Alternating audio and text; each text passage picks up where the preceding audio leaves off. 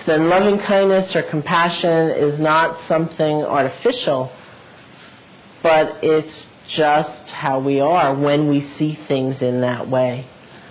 And so we work in both ways, with trying to see things more clearly, be more connected, and we also work with using our attention as creatively as we can.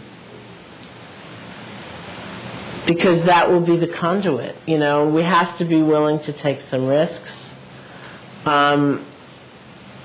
and to step into maybe unknown terrain. It's like even to say for oneself, may I be happy, is kind of risk-taking for a lot of people.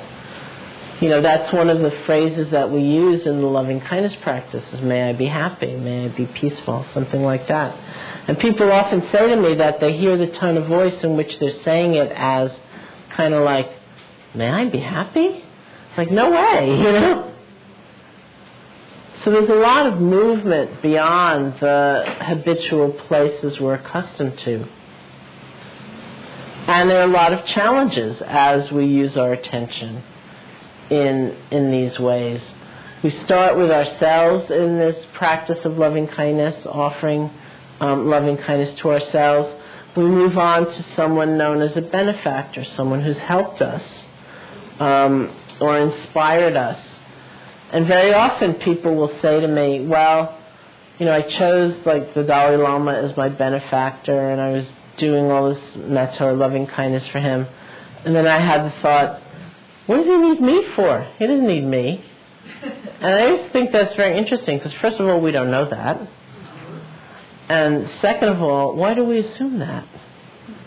You know, that our contribution, our effort, our energy is negligible, it's inconsequential, it means nothing, it's worthless. You know, so we face a lot of challenges as we do this kind of practice.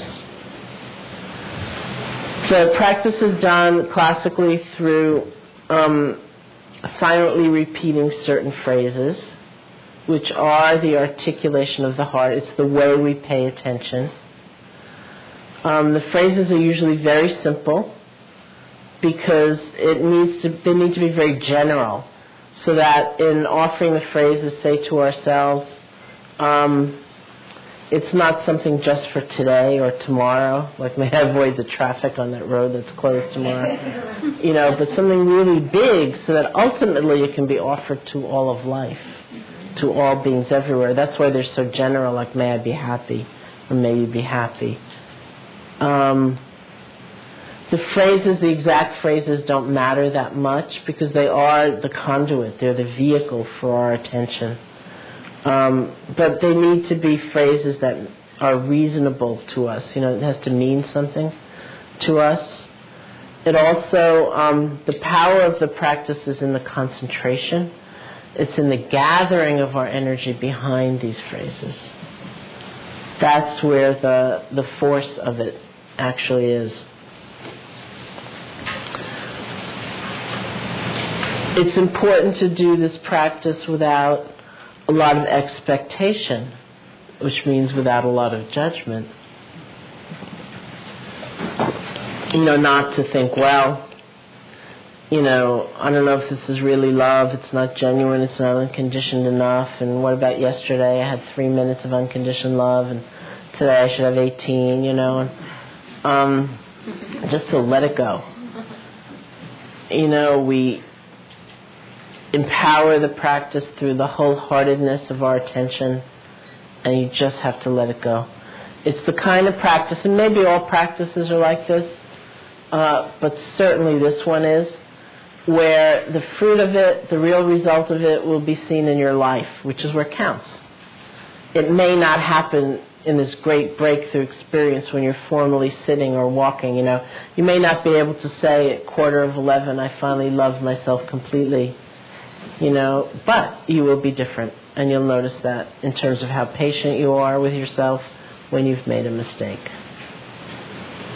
How much you can pay attention to others, even if there's no like obligation or distinct relationship. I have a friend in New York who'd been doing this practice for about 3 years, something like that, and we went out to lunch one day, and he said to me, I'm doing this practice, and I'd have to honestly say that when I sit to meditate, I don't see much difference 3 years later.